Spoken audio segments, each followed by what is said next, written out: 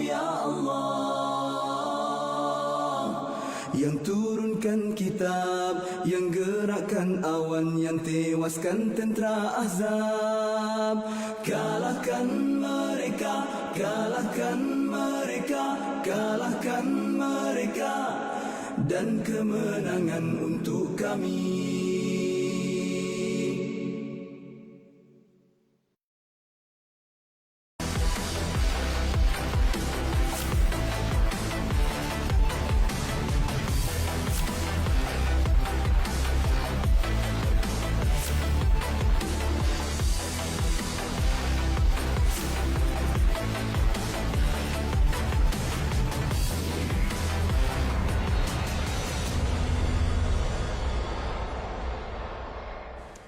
Assalamualaikum, salam Malaysia Madani. Anda sedang menonton Lensa IPT, pastinya bersama dengan saya Syahrul Islam. Sekarang tepat jam 9 malam. Anda menonton Lensa IPT, anda boleh tonton kami terus. Tonton kami di TV1, saluran berita RTM, di TikTok Live, di mana lagi, Facebook Live Lensa IPT, ataupun nak senang nak mudah, muat turun aplikasi RTM Klik di telefon pintar anda untuk kita boleh tonton di mana saja anda berada. Dan Alhamdulillah hari ini kita akan bercakap berkenaan dengan janda pendapatan dan atau pengurusan kewangan. Tapi sebelum itu saya nak perkenalkan kepada anda semua di studio N1 Wisma Berita RTM, kita bersama dengan rakan-rakan daripada Institut Pengajian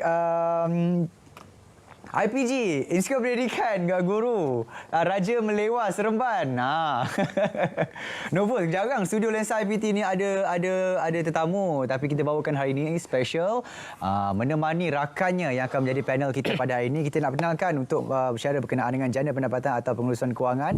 Sebelah saya Profesor Mak Dr. Muhammad Hakimi, Syafiah Timbalan, Dekan Hal Ehwal Jaringan Industri dan Masyarakat, Fakulti Ekonomi dan Pengurusan, Universiti Kebangsaan Malaysia. Kita juga bersama dengan Muhammad Syarul Fahmi bin Muhammad Zulkifli, Esko Akademik, Pemimpin Belia Universiti Melaya. Dan di hujung sana kita bersama dengan Jeremiah Lucas Jogo Anak David, Pengerusi yang di-Ketua Jawatankuasa Perwakilan Pelajar, Institut Pendidikan Guru Kementerian Pendidikan Malaysia. Assalamualaikum, salam sejahtera semuanya. Salam sejahtera. Alhamdulillah. Hari ini kita cakap berkenaan dengan janda pendapatan atau pengurusan kewangan, Doktor. Masalah duit ni bukan daripada zaman saya je, zaman Jeremiah, zaman Sarul, zaman doktor pun rasa masalah kewangan ni waktu jadi student ni rasa serba-serbi tak cukup. Sebagai permulaan, mana yang lebih utama sebenarnya?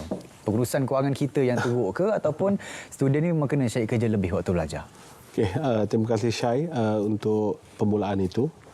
Jadi kalau kita nak bincangkan tentang tajuk kita hari ini, penjanaan pendapatan atau pengurusan kewangan, tak mungkin kita boleh uruskan kewangan kalau kita tidak mempunyai pendapatan. Income. Kalau tidak ada pendapatan, tak mungkin kita boleh uruskan kewangan. Jadi dalam kehidupan mahasiswa, pelajar, pendapatan yang mereka perolehi itu biasanya daripada ibu ayah, keluarga, atau mereka mendapat bantuan pelajaran, dan kalau yang paling terkenalnya PTPTN. PTPTN itu dimulakan pada zaman saya. Jadi tahun 1999 awalnya kerajaan menubuhkan PTPTN ini, pinjaman pelajaran. Jadi dari sudut kehidupan mahasiswa, pengurusan kewangan yang tak selesai itu harus kita bincangkan dari sudut macam mana mereka boleh menjana pendapatan dan akhirnya diuruskan. Dan mungkin dalam musim pembelajaran itu mereka boleh memperolehi pendapatan dalam konteks sekarang dengan kehidupan semasa yang membuka ruang. Contohnya dalam pelibatan dalam ekonomi gig. Kan, saya kira itu semua sudah ramai maklum. Membawa sebagai pemandu Grab, sebagai mengajar orang secara sambilan tuition dalam dunia itu. Influencer, Doktor?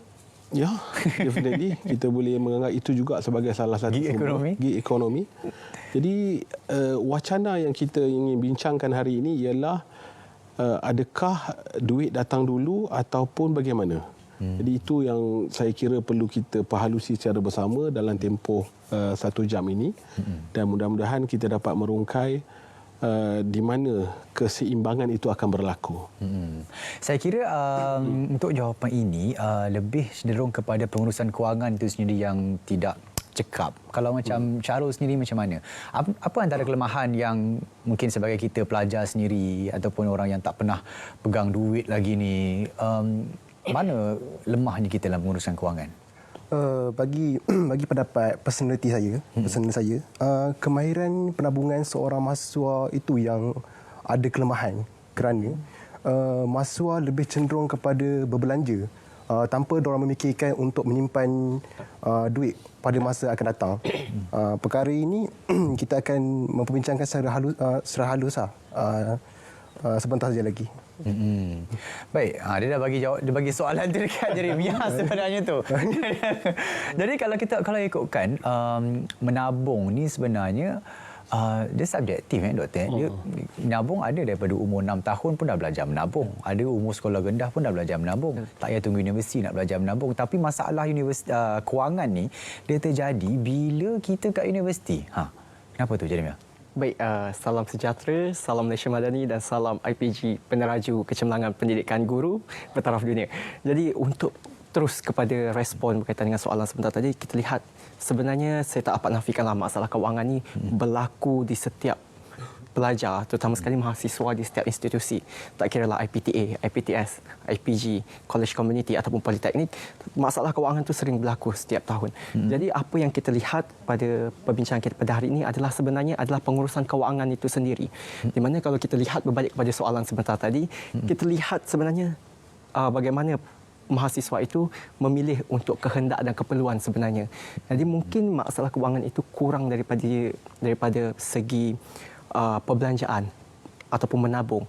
Jadi sepatutnya bila kita lihat jumlah pendapatan ataupun jumlah penerimaan duit ataupun contohnya macam sebentar tadi Dr.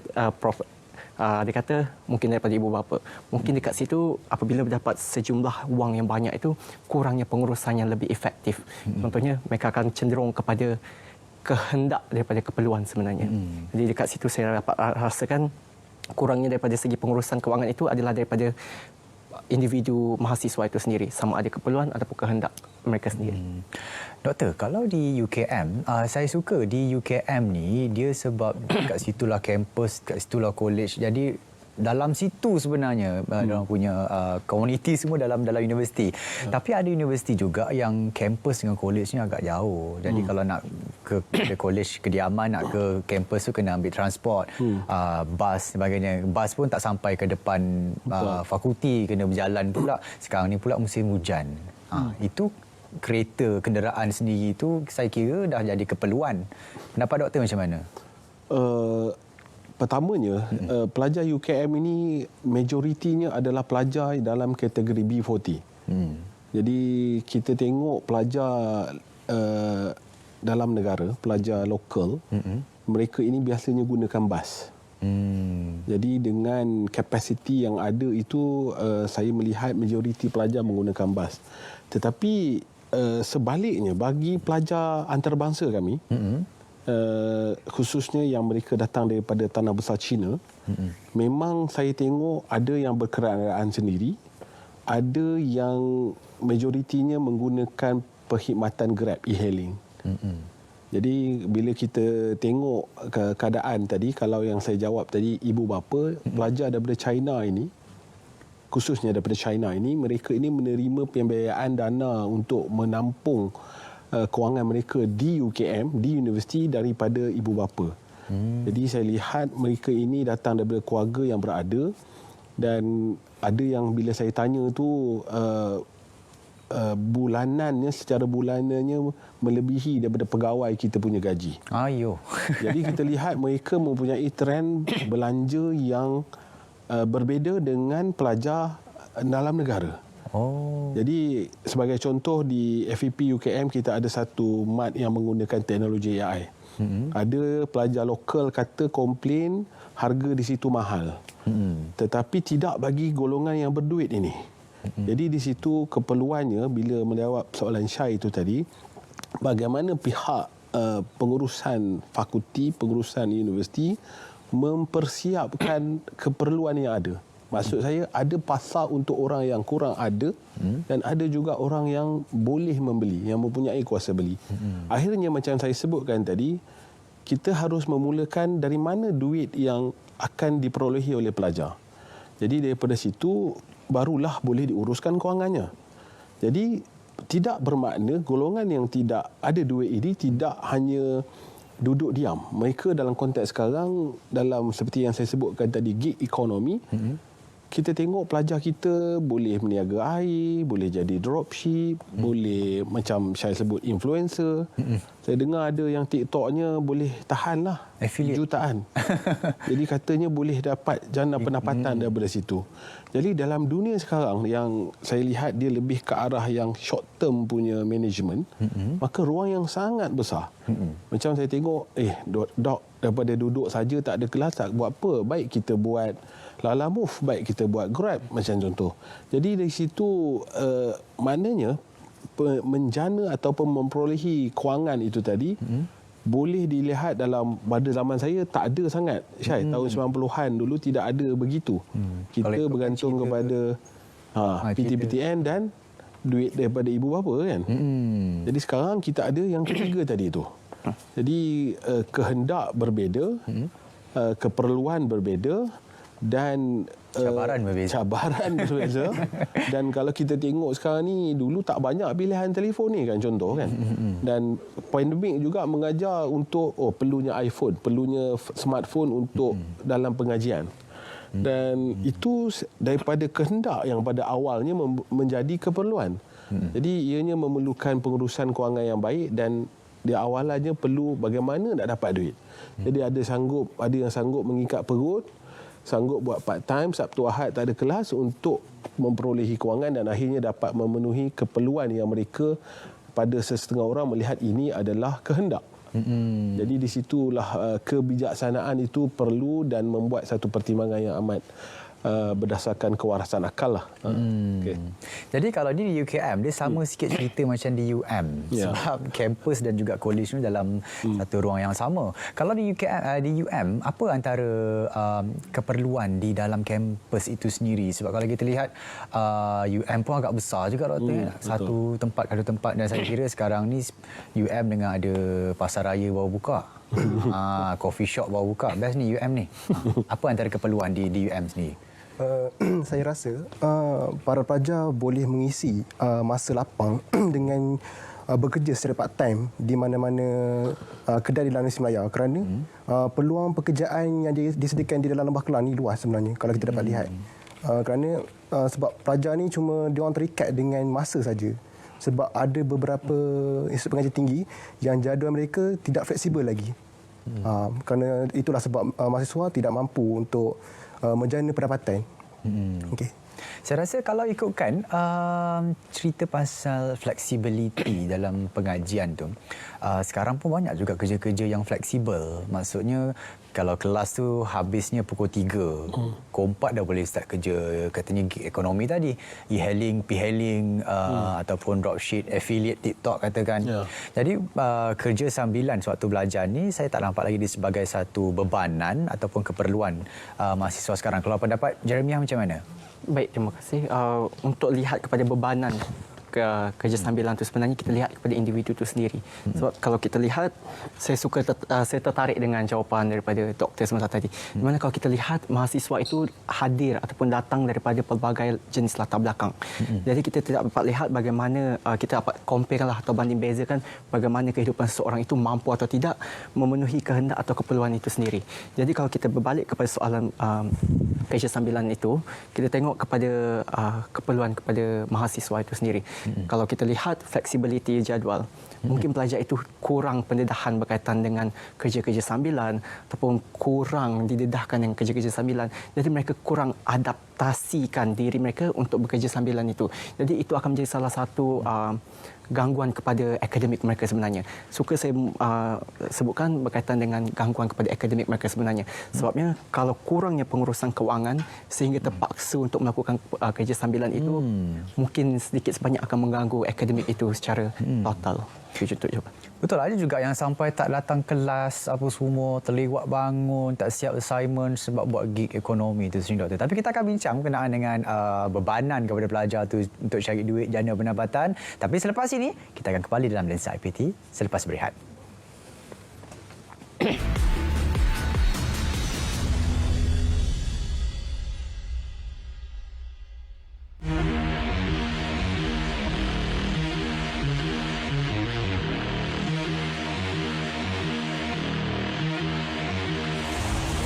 Assalamualaikum. Anda bersama-sama saya lagi, Taufik Hanafi, dalam program Wal Bicara Habis. Tuan, untuk episod kali ini, saya akan bersama-sama dua orang tetamu dan akan membincangkan soal pelancong tidak berdaftar. Ini hukuman berat ni ya. Ambil pekerja biar yang ada ada Yang sah. Sah lah ya, jangan yang tidak sah. Jadi, kekal bersama-sama saya. Kita jumpa kejap lagi dalam Tabik Tuan. Mewarnaimu hanya di TV1.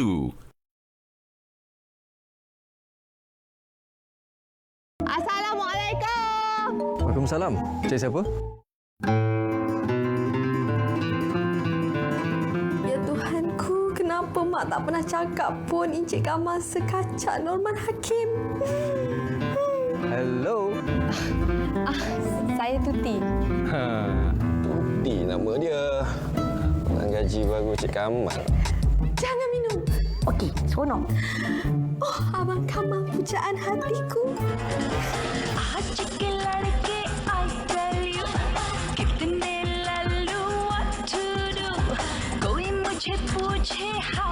Mewarnaimu hanya di TV1.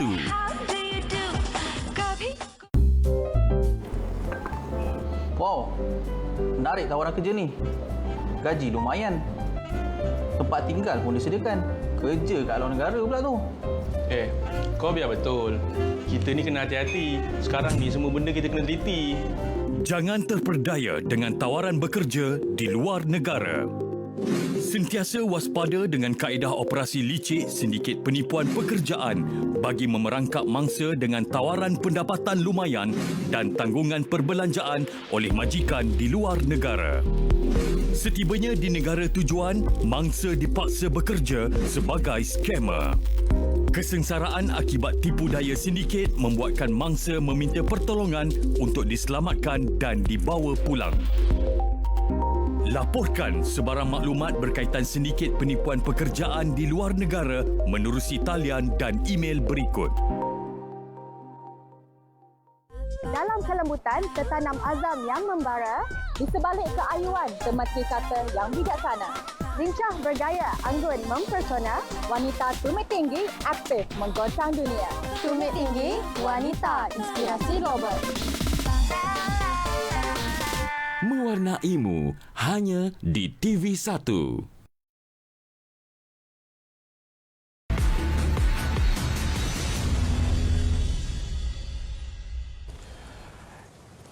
Jana pendapatan atau pengurusan kewangan yang lebih utama untuk kita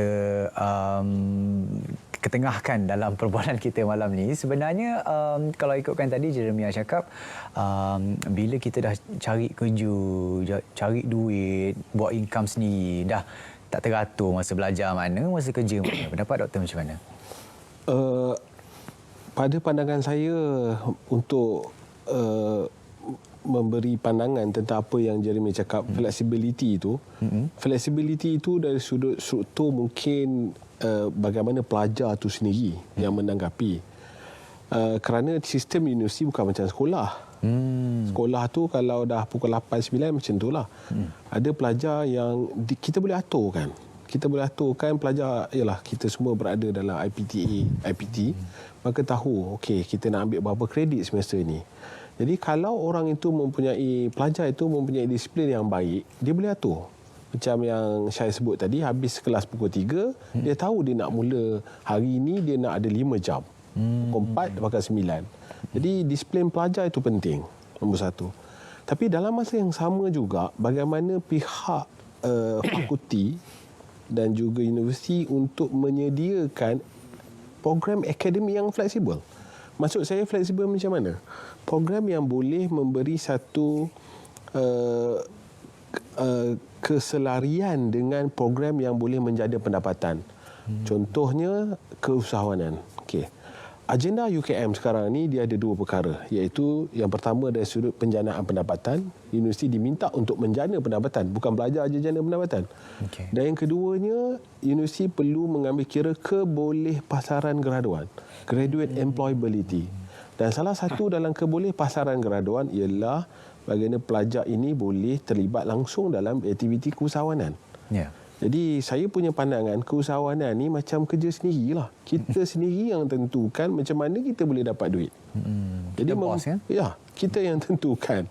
Kita nak kerja pukul apa, kita besok nak kerja atau tak. Namun hakikat yang utama dalam konteks sebagai pelajar IPT, mereka kena tahulah prioritinya adalah belajar itu.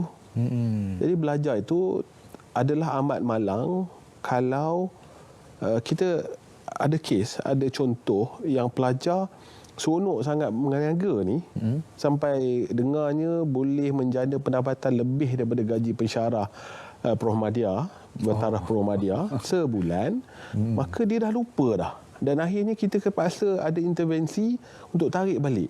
Tak apalah lepas ni jadi jutawan, tetapi jangan akhirnya kena rujuk balik apa kelulusan tertinggi SPM. Jadi itu pada saya amat malang.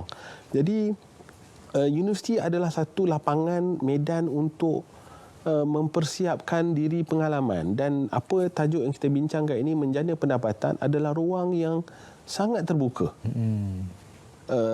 Duduk di asrama, duduk di rumah sewa, jauh daripada mak ayah, dan dari situ kita akan lihat macam mana disiplin pelajar itu sendiri. Ya. Jadi pada pandangan saya, fleksibiliti itu yang baik pun ditentukan oleh pelajar itu, yang buruk itu juga implikasinya disebabkan apa yang dibuat oleh diri kita sendiri. Jadi kita yang tentukan baik buruknya, dan kalau tengok apa kata Zabah, perangai bergantung kepada diri sendiri. Jadi dari situ saya melihat apa yang saya sebut dari awalan tadi, penjanaan pendapatan semasa kehidupan di universiti pada masa kini adalah amat terbuka luas. Kita yang tentukan. Kita nak buat apa, nak jadi apa, dan cuma apa yang perlu ialah dari sudut mungkin intervensi kalau sudah lari daripada yang saya sebutkan contoh tadi. Satu. Dan yang kedua, bagaimana pihak kami di FEP juga menyediakan ruang untuk aktiviti keusahawanan ini, memberi pengalaman, memberi nilai, memberi nambah baik minda keusahawanan itu, dan akhirnya mereka ini bila bergraduan nanti bukan hanya memberi fokus untuk mencari kerja, pencari kerja, tetapi mereka dapat menjana dan membuat ataupun job creator. Jadi itu yang pada saya adalah lapangan yang terbaik dalam konteks kehidupan sebagai mahasiswa, dan perkara itu kekal sebenarnya. Dinamism itu ditentukan oleh zaman saja, dan jati diri itulah pada saya amat penting dalam diri mahasiswa itu sendiri. Tapi kalau yang apa doktor katakan itu dalam silibus. Kalau macam Syahrul sini ada terlibat tak dengan gig ekonomi ke, buat Grab ke? Kawan-kawan ke ada ke?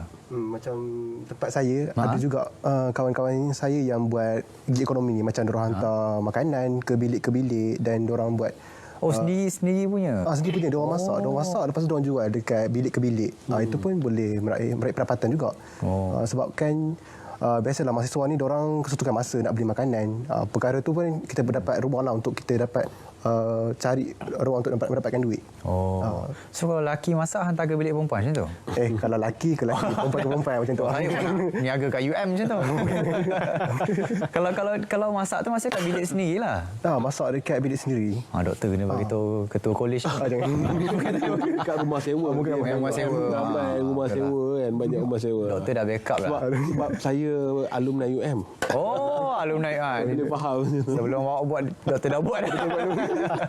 Tapi sebenarnya kalau di universiti ni, seronok dia university life kan. Kita bukan nak jual ilmu 100%, tapi nak jual university life tu. Tapi kalau di universiti ni kerja belajar 8 sampai pukul 4 katakan. Lepas tu 4.30 katakan lepas asar ke apa, mula kerja, kata bawa Grab semua. Terbeban tak? Bila kita terbeban tu, dia macam pressure kita sebagai student. Pendapat Jamiah macam mana? Baik, kalau pendapat saya berkaitan dengan respon ni, kalau kata beban tu saya sebagai mahasiswa ini pun saya dapat rasakan bebanan itu sendiri. Soalnya kalau kita lihat jadual pembelajaran tu 8 sampai 4 tu kira macam itu adalah penerimaan ilmu yang seharian yang kita perlu terima dan kita perlu hadam. Tapi dia bergantung kepada orang mahasiswa itu sendiri. Sekiranya itu yang dia perlukan untuk sara hidup dia, dia akan teruskan tanpa rasa bebanan, sebarang bebanan lah. Tapi ada setengah kenalan saya sebab kita hidup di universiti ataupun institusi, kita dapat lihat bagaimana bebanan itu dapat dilihat selepas sahaja pertengahan semester itu. Lihat bagaimana mereka menyeimbangi masa mereka bersama dengan tugasan-tugasan, bersama dengan kerja-kerja sambilan mereka, sebab kita tahu mereka bukan sahaja untuk menyara diri mereka sendiri. Mungkin ada yang perlu menyara keluarga mereka, adik-beradik mereka dan terpaksa perlu bekerja dengan lebih masa sehingga ada rasa bebanan. Tapi apa yang saya dapat rasakan, bebanan ini mostly kepada mental juga sebenarnya. Bukan sahaja fizikal tapi mental mereka juga. Sebab kalau kita lihat kelas dari pagi sampai petang, mental dah penat, bekerja lagi untuk mendapatkan satu titik pendapatan seharian tu, mereka dah set sehingga mereka bekerja lebih masa sehingga kan pulang terus sambung buat tugasan ataupun study ataupun terus tidur. Itu kita lihat satu bebanan kepada mereka sendirilah, bagaimana mereka perlu mengatasinya. Itu bergantung pada mahasiswa itu sendiri. Tapi apa yang saya dapat rasakan, melihat daripada pandangan mata saya sendiri, kalau lihat kelas yang penuh itu memang akan jadi satu bebanan lah pada mereka sebenarnya. Bila cakap pasal masalah mental ni kan doktor kan, sebenarnya betul juga. Kalau dia ikutkan lagi-lagi lepas pandemik, trend tu meningkat. Dan juga kalau kita banyak tengok dalam golongan belia, maksudnya golongan belia ni dia lebih cenderung untuk mengalami tekanan mental. Pendapat doktor macam mana dalam kalangan pelajar ni sendiri? Saya kira kalau kita tengok dari sudut apa yang Jeremy sebut tadi tentang daya tahan, kalau fokusnya belajar maka sepatutnya tak ada masalah. Tetapi kalau dia punya objektifnya untuk ada perkara yang nak dibuat, contoh dia nak beli telefon baru, iPhone yang terbaru contoh, maka dia ada target kat situ. Pendapatan yang ada tidak membenarkan atau tidak memungkinkan dia untuk membeli. Maka dia kena buat apa? Tak dapat tidak, dia akan cuba untuk buat. Dan bila dia bekerja, maka dia tak boleh, dia terpaksa ada kos lepas di situ. Mungkin dia tak boleh nak sesuaikan dengan apa yang hakiki dia tadi, pelajaran dia tu tadi, dan fokusnya hilang dan akhirnya boleh memberi kesan kepada mental pelajar. Jadi menjawab kepada perkara yang Syai bangkitkan tadi itu ialah perkara akhirnya yang apa yang saya cuba sampaikan ialah dari sudut diri kita sendiri. Dan kalau perkara itu di luar kemampuan dan melempasi batas yang sepatutnya, maka dia akan memberi tekanan mental.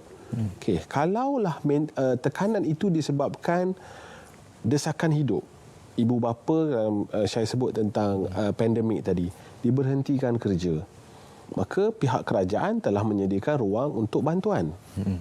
Maka logiknya ruang untuk kita melihat di Malaysia ni orang mati sebab tak makan tu saya tak pernah dengar lah lagi.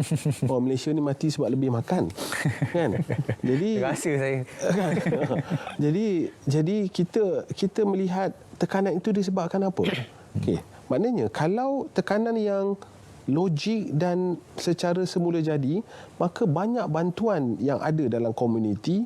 Di universiti juga ada banyak bantuan diberikan kepada pelajar sekiranya benda tu adalah berlaku secara genuine, secara betul. Tetapi kalau tekanan itu unnecessary, tidak sepatutnya, disebabkan perkara-perkara yang macam saya sebutkan tadi, nak beli telefon yang sebenarnya dah ada pun telefon, maka menyebabkan tekanan dan akhirnya itu yang kita dengar, pelajar sanggup apa sahaja dan tertinggallah perkara yang sepatutnya dibuat oleh pelajar, iaitu mengaji, belajar, baca buku. Jadi kehidupan yang hakiki itu sebenarnya, walaupun kita membincangkan tentang penjanaan pendapatan, kita menguruskan kewangan, akhirnya hakikat sebagai kehidupan pelajar yang pada saya perlu fokus kepada pelajaran, menjadi graduan, menambah nilai, menambah pengalaman dalam kehidupan sebagai mahasiswa harus diutamakan. Jadi pengurusan stres mental ini juga kita kena tengok adakah ianya disebabkan secara luaran, tekanan luaran macam yang saya sebut tadi, mak ayah dia berhentikan kerja, atau tekanan tu dalaman kita pula yang mewujudkan ataupun mengalu-alukan tekanan itu datang. Jadi dalam kita lah. Jadi saya kira untuk lebih secara ringkasnya, kita yang tentukan macam mana kita nak uruskan secara dalaman ataupun luaran secara tekanan. Dan saya tak nafikan Syai memang banyak tekanan lah. Dan tekanannya kata pensyarah bagi assignment terlebih, bas duit tak cukup, macam-macam lah kan. Jadi keadaan-keadaan tu kita kena uruskan dengan mengetahui apa punca sebenarnya. Adakah disebabkan mula jadi real atau ianya unnecessary. Itu yang sebagai pentadbiran universiti juga harus melihat perkara ini dengan lebih terfokus dan terarah agar solusi yang setepatnya dapat diselesaikan bagi setiap permasalahan yang timbul. InsyaAllah. Banyak lagi kita nak bincang. Kita ada ni baru first half. Kalau bola tu ada second half lagi. Kita nak berehat dulu. Kita akan kembali selepas ini dalam Lensa IPT.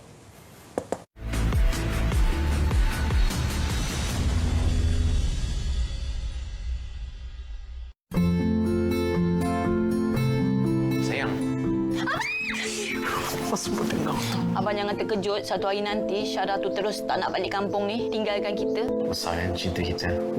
Sampai tak nak nikah pun kena pergi negara lain. Dia asyik cerita tentang impian dia dengan pernikahan dia dengan Zaman tu. Baguslah kalau dia ada impian. Kita orang risau tau. Kalau apa-apa jadi dekat aku sekalipun, ada kesan kat korang? Kita dah jadi suami isteri. Benda macam ni tak penting pun. Mulai hari ini hidup kita berbeza dengan sebelum ni. Zuriat siapa? Ini zuriat kamu, Zaman. Syara masuk penjara, kamu boleh lupakan dia macam tu je? Mana lagi hidup? Berubah bila kena khianat? Atau hidup jadi penipu tapi tak nak berubah? Dan aku tak dapat nak maafkan diri aku. Aku berdosa pada mak, pada ayah, pada Rizky.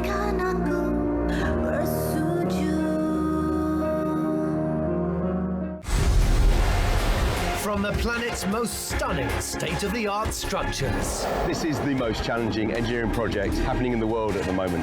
Nowhere else in the world has this ever been done. The engineering behind this project is mind-blowing. We're spanning the distance between two mountains. Projects like this push the boundaries of what construction really could do. To its mightiest modern machines. It's an incredibly complex piece of aviation equipment. The machine itself is awesome. They're actually able to lift over 100,000 tons. It's unbelievable. None would have been possible. Wow. Without the pioneering engineers of the past. Whoa, yeah. What a beautiful and powerful bit of kit. This place is closed to the public, but I've got special permission. Doesn't look like anyone's been here for years. Oh my gosh, I'm going to sit where Howard Hughes sat. Mewarnaimu hanya di TV1. Menarik panorama minggu ini.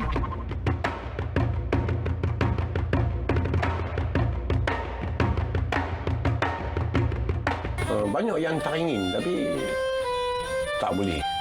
Itulah harapan tu macam Pak Ramli tu harapan kecewa lah. Mengganti itu tak ada. Lepas tu kita nak ajak pun dah dia tak boleh. Kita pun tak boleh mengajak sama lah. Jadi tersedihlah tentang harapan tu. Harapan kecewa kita kata. Kayu jati Perlis ni, dia memang kayu jati dari Perlis. Dia sebab kayu jati sampai ke utara, grain kayu tu akan menjadi lebih cantik.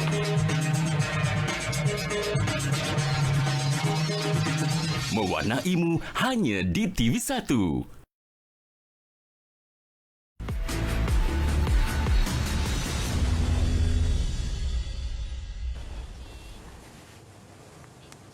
Baik, jadi kalau kita ikutkan di lensa IPT, pastinya kita akan bercakap berkenaan dengan jana pendapatan atau pengurusan kewangan ni. Tadi first half kita dah cakap berkenaan dengan macam mana kita nak uruskan kewangan, dan mungkin antara salah satu sebabnya adalah satu cara untuk keluar daripada masalah kewangan itu dengan jana pendapatan.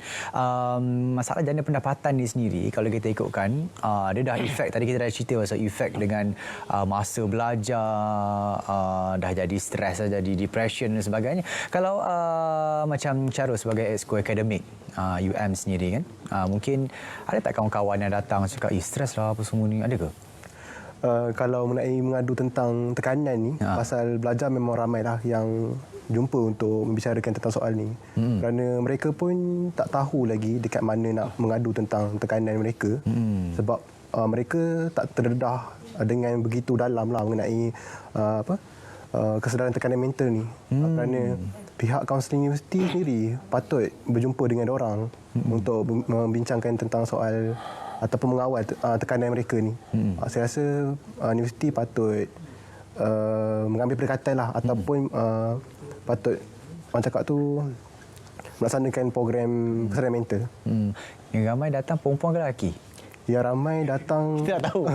Perempuan dan lelaki lah. Perempuan dan lelaki lah. So dia sifat 50-50. 50-50 lah. Sebab dua-dua pun tekanan juga. Tekanan juga. Perempuan ramai perempuan boleh tahan lah ramai. Dia malu-malu, doktor tak boleh malu kat program ni. Tapi sebenarnya doktor, semua, kalau kita ikutkan ramai yang stres ni daripada lelaki doktor. Sebab depression sebagainya. Diorang ni lebih kepada toxic masculinity. Dia daripada kecil katanya jangan menangis. Kena tahan nangis tu, tunjukkan kelakian yang sebenar. Hadapi semua, cari kerja, cari duit. Itu masalah kita pula lelaki ni. Tapi kalau di IPG pula macam mana? Selalunya IPG dalam komuniti family yang sederhana kecil. Jadi komuniti yang meniaga dalam tu, ada tak kawan-kawan ke untuk nak jana pendapatan? Kalau UM tadi bilik ke bilik, kalau IPG macam mana? Kalau IPG, kalau kita lihat, IPG ni adalah satu institusi latihan guru, guru pelatih. Jadi apa yang kami sentiasa pihak-pihak IPG ataupun IPG Kementerian Pendidikan Malaysia selalu tegaskan kepada kursus-kursus keusahawanan itu sendiri. Untuk mendapat pendapatan itu, mungkin mereka perlukan kemahiran asas itu sendiri. Di mana saya yakin di IPG sendiri memang memfokuskan 100% kepada kemahiran keusahawanan, walaupun mungkin ada satu kursus-kursus ataupun diletakkan itu pada asas keusahawanan itu sendiri. Dan untuk saya sebenarnya saya berminat berkaitan dengan soalan sebentar tadi, sebab saya seorang pelajar bimbingan kaunseling juga, major bimbingan kaunseling. Jadi ada juga perempuan datang. Tak nak kalah kata dia. Jadi berkaitan dengan jana pendapatan itu sering berlaku lah. Itu sering kalau kita lihat statistik ataupun dapatan kajian semua tu, kalau saya study mana-mana pun memang masalah kewangan itu memang biasa. Kalau kita lihat pun, walau macam mana pun kita menjana pendapatan itu, hadir kursus keusahawanan ataupun mendapat melakukan sebarang pendapatan tambahan begitu.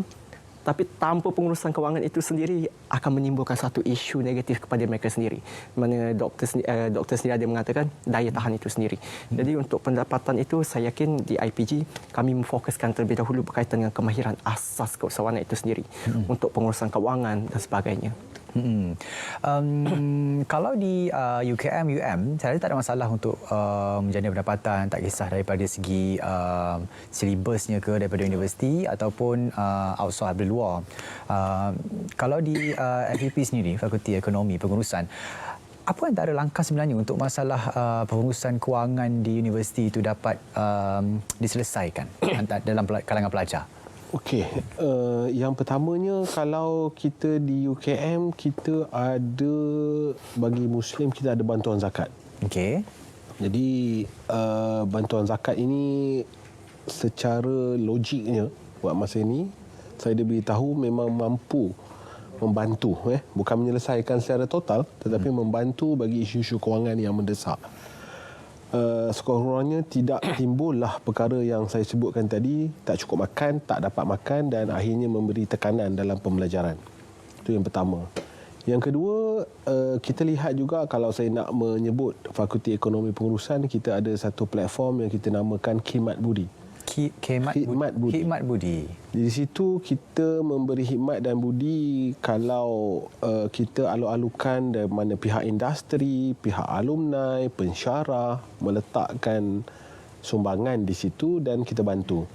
Misalnya yang jelas waktu pandemik dulu kita dapat bantuan yang banyak untuk komputer. Dan sekarang kita beri bantuan cash bulanan bagi pelajar kita. Macam saya sebut di awalan tadi, UKM adalah pelajarnya terdiri daripada golongan B40. Itu dari sudut bantuan. Dan saya dengar juga ada inisiatif yang dibuat oleh Persatuan Pelajar dan pensyarah, disokong oleh pensyarah secara sukarela, memberi satu ruang untuk pelajar yang tidak ada duit boleh beli nasi lemak dengan harga RM1.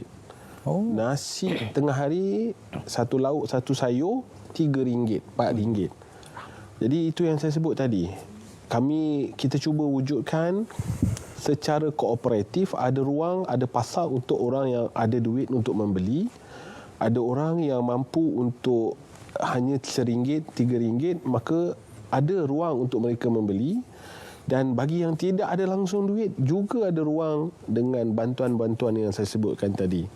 Jadi akhirnya, selogiknya, kalaulah dalam ekosistem universiti yang ada, misalnya yang terbaru, kita baru menerima pelajar baru, kalau tak ada duit, yang berhormat menteri kata daftar dulu. Naib Chancellor kita pun kata daftar, masuk dulu. Jangan sebab tak ada duit, tak boleh nak sambung pelajaran.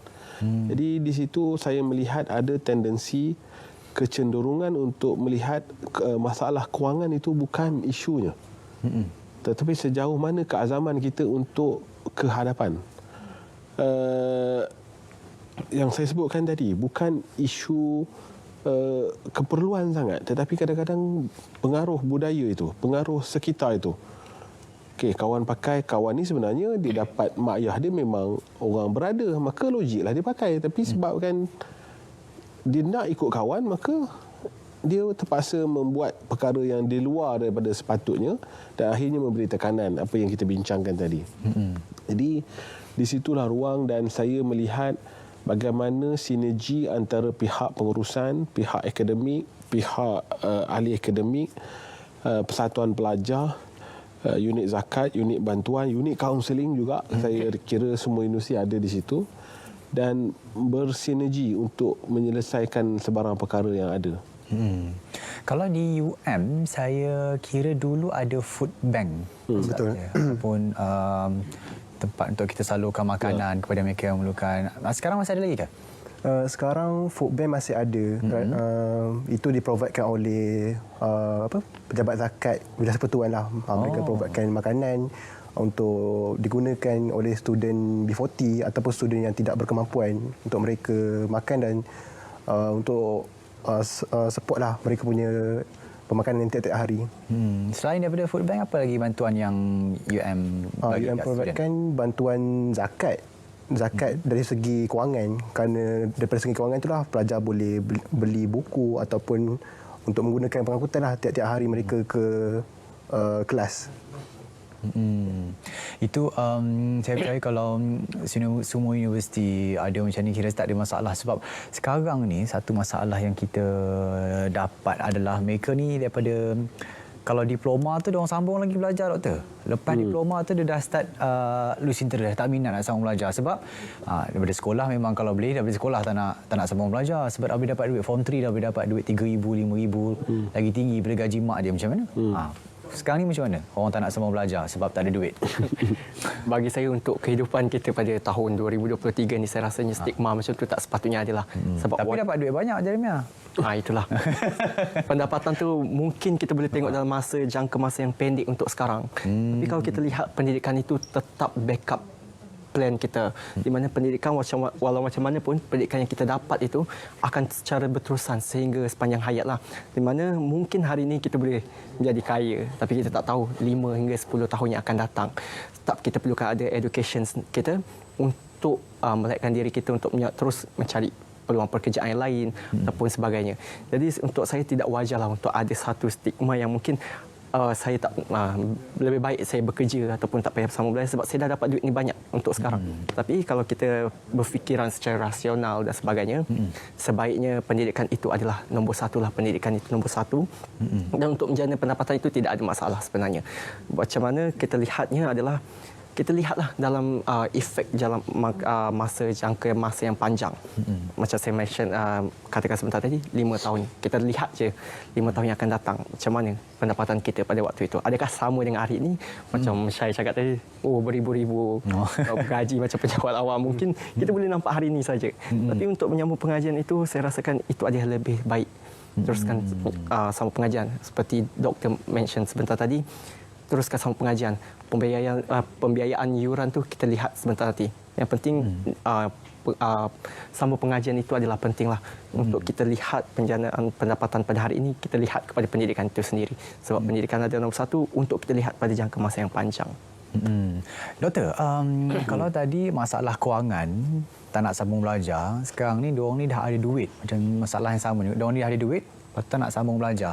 Kalau kita ikutkan, dulu nak dapat satu doktor satu kawasan rumah tu susah. Satu perkampungan nak cari satu doktor pun susah. Sekarang satu rumah satu doktor, katakan. Jadi, tapi itu pada zaman satu ketika lah kan sekarang ni. Tapi lebih kepada sekarang ni, hari ini ni, dia lebih kepada diploma pun cukup lah. Buatlah part time lain apa semua. Macam mana tu doktor? Diploma cukup tu okey lagi. Okey lagi Syai. Tetapi ada, saya kira agak hangat juga viral menyatakan pelajar lepas SPM mereka tak nak sambung. Kalau diploma itu okey lagi. Okey lagi. Sebab diploma sudah ke arah pengajian tinggi kan. Tetapi kalau selepas SPM sudah ada tendensi untuk tidak menyambung pengajian, maka saya tak pasti adakah itu polemik ataupun benar-benar dilema bagi golongan yang 17-18 tahun tersebut. Namun harus diketahui sebenarnya universiti ini apa? Pengajian tinggi itu apa? Kemuncak kepada proses pengajian di pengajian tinggi di universiti, termasuklah di IPG. IPG pun dah dinaik taraf sebagai pengajian tinggi. Pada pandangan saya secara ringkasnya adalah menyediakan sumber manusia yang mempunyai nilai. Kerana golongan yang mempunyai nilai inilah akan, dan skill dan ilmu yang didapati diperolehi sewaktu pengajian di pengajian tinggi dapat menyediakan mereka ini sesuai sewaktu bekerja nanti. Maka tidak timbullah isu mengaji tinggi tetapi ambil rasuah. Ada degree yang bagus tetapi culas. Kan? Jadi di situlah pemahaman yang tepat perlu kita ketahui. Saya tak pasti adakah kajian sudah dibuat tentang perkara ini. Namun dia bukanlah pada pandangan saya satu bukan mesti orang yang ada pendidikan tinggi itu mempunyai kekayaan ataupun pendapatan yang tinggi. Sebab kita diomong-omongkan, tak ada degree pun boleh kaya. Tapi sekarang kita harus tahu proses menyediakan sumber manusia dalam negara. Ada satu contoh. Walaupun bunyinya macam jenaka, waktu saya di Indonesia baru ni, orang Indonesia agak envy dengan Malaysia kerana presiden mereka berjumpa dengan Elon Musk, Tesla. Jumpa dekat Indonesia, dekat US ni. Perdana Menteri kita online saja kan. Dan akhirnya Elon Musk memutuskan untuk membuka cawangan Tesla dan membuat pelaburan di Malaysia. Dan bila dibincangkan, diwacanakan, antara keputusan ketetapan kenapa Malaysia bukannya Indonesia adalah kelebihan sumber manusia yang ada di Malaysia. Kalau kita tengok ranking universiti, ini pun hangat juga dibincangkan baru ini kan. Adakah ranking rating ini tak penting? Kita boleh bahaskan, wacanakan, tetapi itulah panduan untuk orang melihat sejauh mana bagusnya penyediaan negara untuk menyediakan sumber manusia ni. Jadi Jadi itu yang saya kira penting. Baik, kita berada di hujung slot tapi kita nak berehat seketika. Last break kita. Kita akan kembali selepas ini dalam Lensa IPT.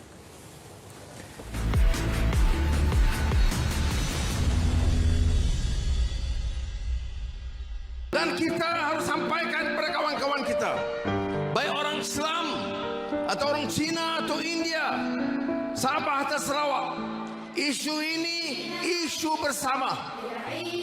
Sampaikan kepada mereka, mengapa kita suarakan dengan begitu lantang? Kerana orang mati dibunuh, anak-anak kecil dibunuh, wanita dibunuh, rumah dibedil, dimusnahkan, rumah sakit dirobohkan. Mana mungkin kita bicara dengan aman dan tenang? Saya dikritik sekarang. Mula diserang oleh beberapa kalangan Eropah, Amerika Syarikat dan tentunya Israel. Saya beritahu, selagi saya diberi mandat oleh rakyat, saya tidak terima ugutan itu. Kita lawan tetap.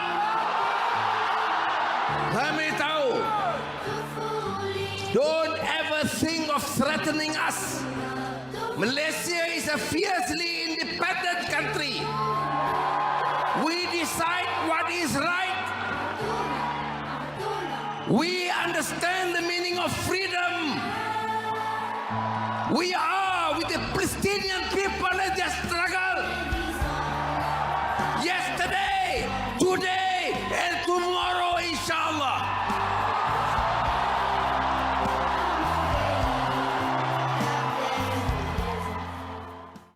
Saksikan program-program menarik menanti anda di TV1. Assalamualaikum dan salam sejahtera. Anda masih lagi bersama saya Asmida dalam Warisan Kita. Dalam Warisan Kita, setiap Ahad pukul 9.30 malam.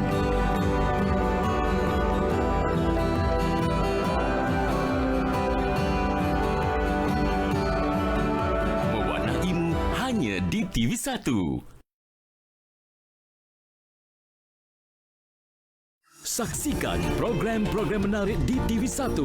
Saksikan paparan rawatan dan penjagaan burung kuang raya dan kuang cermin di dalam Khazanah Malaya. Burung kuang biasanya ditemui secara semula jadi di dalam hutan di Asia Tenggara meliputi Borneo, Sumatera dan semenanjung Malaysia. Adakah burung kuang raya dan kuang cermin boleh dibiarkan? Pemakanan membantu proses pertumbuhan, pemulihan dan pengawalan kesihatan serta penyakit. Saya Razianan. Saya Pablo Amirul. Inilah Khazanah Malaya. Mewarnaimu hanya di TV1.